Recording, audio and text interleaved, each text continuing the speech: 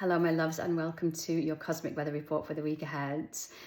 Now, this week starts in a really magical way when the Sirius Gateway opens on Tuesday.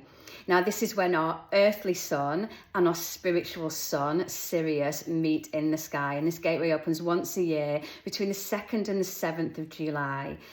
Now, in the same way that our earthly sun gives light and life and energy to everything on earth, our spiritual sun, Sirius, gives light and life and energy to our soul. And so this gateway opens this really powerful portal where we get spiritual illumination. Our souls are illuminated. We have access to our soul self, to higher consciousness, to spiritual energies. And as these two align, our spiritual sun and our earthly sun, it really helps you to once again align with your soul and really tap into your purpose. It illuminates our purpose here on earth at this time, how we're here to shine at this time. So it's a really beautiful time to really go inwards, to connect to your soul self, to connect to who you truly are, to connect to what you came here to do. And it just opens this magical portal of deep soul illumination, deep soul remembrance, the ability to begin to shine the light of your soul out there into the world and remember who you are and what you came here for.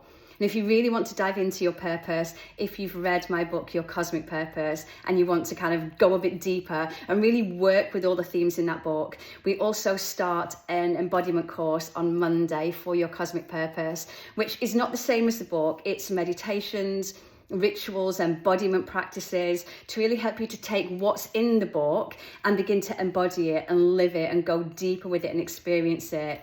And so if over these Sirius Gateway energies you want to really dive deep, know your soul, find your cosmic purpose and remember what you came here for, we'd love to have you join us. And if you join up before Monday, you also get a free private circle with me where I can answer all your questions as we're going through it. So if the Sirius Gateway calls to you, join us, find your purpose. Now, Wednesday then, we get the first quarter moon in Libra. Now, this is going to ask you to really look at where you're out of balance in your life, especially now as we've moved into summer. So we passed the summer solstice, we're in the summer energies. And I don't know about anyone else, but I'm finding at the moment, time is just wild. It's like time has no concept anymore. Time has just sped up. 1 minute it's February and then it's July. And it just doesn't seem to have any concept. And so especially now we get into summer, things get busier and busier and busier with the kids being off school and demands and holidays and this and this and this. So it can be a time of year that we end up really scattering our energy, really giving too much of ourselves away, really running ourselves ragged and running here, there and everywhere. So this first quarter moon in Libra is going to just ask you to just take a check-in, take a moment, take a pause. Where are you already out of balance? Where are you already saying yes to way too much than you can do? Where are you already overcommitting, giving too much of yourself away, scattering your energy, and ask you to just pull it back in? Now, because this first quarter moon follows on from that new moon in Cancer, that asks us to begin to really embody the life that we want to live and who we want to be, this first quarter moon is also going to ask you to look at what is it that's keeping you from living the life that you want to live, and to begin to surrender and release and let go of some of those things, whether that is your own doubts, your own worries, your own fears, or it's external expectations or pressure that's put on you, or too many demands from the outside world that you feel that you're too busy to do what it is that you want to do. And also to add more, where do you need to add more of what is meaningful to you? Where do you need to add more of what feels good for you? Where do you need to add more of those things that help you to nourish and care for you? Because that's also going to be really important in helping you to get through the summer months, if you can make sure you do have time where you are nourished and nurtured and cared for. So this first quarter moon is going to really ask you to look at all of that. Where are you out of balance, and where do we need to add more of those things that give you meaning, those things that make you feel nourished, and time for you? So if you're saying yes to 10 things out there, say yes to at least 1 or 2 things that are just for you, that bring you back to you and nourish and nurture you. Friday brings us a really big energetic day on Friday. First of all, we have Venus meeting Uranus. Now, Venus is going to meet Uranus at what's known as the anaretic degree, or the final degree of Taurus. So this now is a really big shake-up, asking you to make changes in your life where you know you've got stuck and stagnant, and those things that aren't working for you, where you've maybe been hiding, where you've been shrinking, maybe as well where you've been stubborn. With this happening in Taurus can sometimes be a little bit stubborn and a little bit slow to act. And so if you've been sitting there thinking, oh, well, yeah, well, I'll start the thing when this and this, or when that happens, or sometime then, or I'll just do this first, or I'll just do that first, and you've been kind of waiting, and it feels like you've been saying you're gonna do the thing for a really, really, really long time. Uranus is going to shake you out of that stagnancy. And what Uranus can sometimes do, if we have been like just sitting, not doing anything, not taking the action that we know we need to, staying stuck in places that aren't serving us and are keeping us small, Uranus comes in and brings really sudden and quick change. Uranus just comes in and goes, enough. And so pay attention maybe at the beginning of the week. Pay attention around that first quarter moon. Where am I out of balance? Where am I out of alignment? Where am I doing too much of the things that I don't really want to do and don't nourish my soul, and not enough of the things that do? Where am I pretending too much to be someone that I'm not, or shrinking and dimming to fit in, and not enough of standing in my truth and my power and being authentically who I came here to be, and allowing my soul's light to shine? The more you can do that, the more then this Venus-Uranus conjunction will bring through this sense of liberation and freedom and awakening, and this desire to just be you, and to be in your values and your truth and your worth, and to know and express who you are. And so this conjunction is going to bring a really big shake up for freedom. Now, what's really beautiful about this is that just after Venus meets Uranus, Venus is going to move into Gemini. Venus in Gemini is a really, really beautiful energy. Venus in Gemini asks you to open your heart and open your mind and just begin to flirt with life.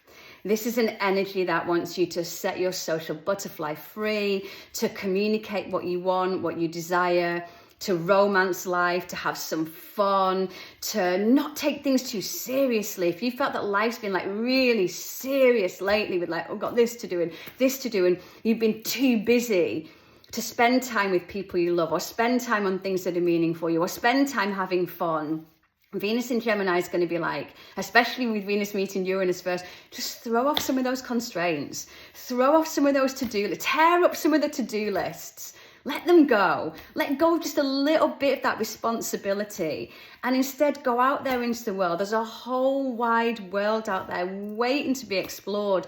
Go out there into the world. Live like today's the only day you've got. Have some fun. Flirt with life. So this is a really beautiful energy, and I want you to keep that in mind. I want you just to flirt with life. The whole time Venus is in Gemini, it's finding that energy of like, hey life, what have you got for me? Hey life, what's coming through? Hey life, how good can it get? Feel like you're entering into this new relationship with life. You know, like when you get into a new relationship and everything's all like really sweet and beautiful, and you're getting those little butterfly feelings and everything feels exciting. Do that with your own life. Enter into a new relationship with your life where you're like, let's flirt again. Let's go back to that flirting stage and enjoy this and just see where it goes. That's the energy I really want you to begin to embody with Venus in Gemini. And on this same day, Neptune is going to station retrograde. Now, this is going to help you with all of this, because Neptune, when Neptune stations retrograde, Neptune brings a cosmic reality check. So you can all of a sudden see your life with sudden clarity. You can suddenly see the truth about everything.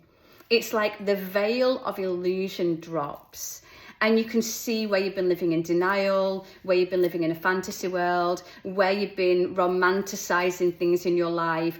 So if you know that you're in a relationship that's not really working, but you've been romanticizing it, oh, it's not too bad, or maybe things will change, or maybe this will happen, Neptune retrograde just brings that reality check. This is the truth. This is the truth. Any illusions, any way you've been in denial, any way you've been pretending, any way you've been telling yourself for a really, really, really long time that things are going to get better, things are going to change, it'll get better, it'll change. You're going to be able to see that way you've been saying that for way too long, and where you've then been putting your life on hold, and life has then become serious and stuck and stagnant because you've been allowing yourself to stay in those same old things that aren't working for so long. And so Neptune retrograde is going to bring that reality check, that veil of illusion dropping, the ability to really see the truth and be like, wow, this is where I've been putting my life on hold. This is where I've been telling myself something's going to change when it just isn't. This is where I've been telling myself something's going to work when it just isn't. And so this is a time now to really search your soul and find the truth, to do that deep soul searching. Those first quarter moon energies, where am I out of balance? Where am I giving too much of myself away to this person, a relationship or situation that isn't giving it back to me? Where am I giving everything I've got to this job that's just sucking the soul out of me and not giving anything back to me? This is going to bring that reality check that's going to help you to see where you've lost the fun and the flirt with life because you've allowed life to become too mundane, too serious, too bogged down with staying in places and doing those things that are not allowing the light of your soul to shine through. This Sirius gateway wants you to shine. And so anywhere you're not allowing the truest expression of you and your soul to shine, you're going to really feel it. And then Sunday is going to bring just a really beautiful energy to finish off the week. We're going to get Venus sextile Saturn and Neptune. And so it's Venus sextile Saturn and Neptune, who, remember, at the moment are working very, very, very closely together. They're both going to station retrograde now. They're going to be back into Pisces, and then they'll be back into Aries, where they'll meet for an exact conjunction in February next year. 0 degrees of Aries. First time it's happened in as long as we can remember. So this is going to be really, really, really big news. So as Venus then meets these planets, especially Neptune having just stationed retrograde, this is going to bring that wake-up call, that real deep inner, it's going to be stronger than a desire. It's just going to be this moment where all of a sudden you are now, I want to stand in my value and stand in my worth and stand in my truth, and I am not accepting any less anymore. It's going to be a moment where all of a sudden you can create new boundaries, where you're like, no, not anymore. No more am I saying yes to that thing that I do not want to do. No more am I allowing myself to be treated like that. No more am I staying somewhere where my worth and my words are not being valued. It's going to bring in this new vision for your life. This is what I want. This is what I want. And I'm not putting up with that anymore.